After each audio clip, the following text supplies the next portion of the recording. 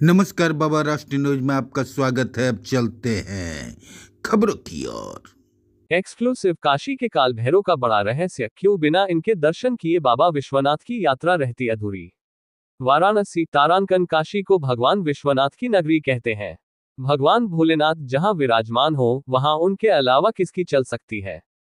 लेकिन आपको ये जानकर आश्चर्य होगा कि काशी में विराजे भगवान विश्वनाथ की अपनी नगरी में खुद नहीं चलती, बल्कि पूरी काशी को चलाने वाले उनके ही एक स्वरूप भैरव हैं, जो काशी में काल भैरव के रूप में विराजमान है। आज काल भैरव अष्टमी का दिन है, जिसे शिव स्वरूप रौद्र रूप भैरव की उत्पत्ति का दिन कहा जाता है। ऐसी मान्यता है कि अगहन मास की अष्टमी तिथि को ही भगवान शिव के इस रूप की उत्पत्ति हुई थी, जिस वजह से काशी में यह दिन बड़े धूमधाम के साथ मनाया जाता है।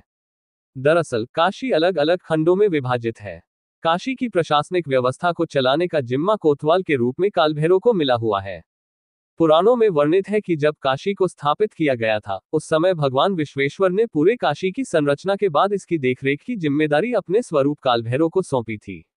काल भैरव मंदिर के महंत नवीन गिरी का कहना है कि पुराणों के अनुसार जब ब्रह्मा, विष्णु, महेश में से सर्वश्रेष्ठ बताते हुए भगवान ब्रह्मा के पांचवें मस्तक ने अपने आप का बखान करते हुए अपने को त्रिदेव में सबसे बेहतर और उत्तम बताया, उस समय भगवान विष्णु ने उन्हें ऐसा न करने की सलाह भी दी, क्योंकि महादेव देवों के देव हैं, वे सबसे उत्तम माने जाते हैं। लेकिन तीनों देवताओं के मौजूद रहते हुए भी ब्रह्मा के पांचवें सिर में एक बार फिर से इसी बात को दोहराया।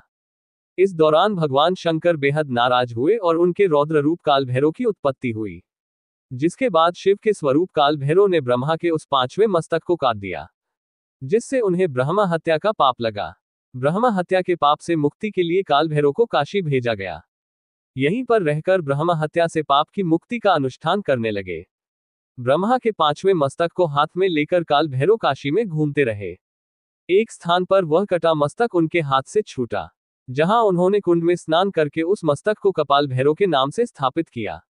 इसके बाद भगवान शंकर ने उन्हें काशी में ही स्थापित होकर काशी के कोतवाल के रूप में नियुक्त कर दिया, जिसके बाद से काल भैरव कोतवाल के रूप में यहां स्थापित हो गए। मंदिर व्यवस्थापक आशुतोष दुबे के मुताबिक काशी कोतवाल को यहां ब्रह्मा हत्या से मुक्ति मिली और शिव ने यहां भैरव के 8 स्वरूपों को नियुक्त किया है।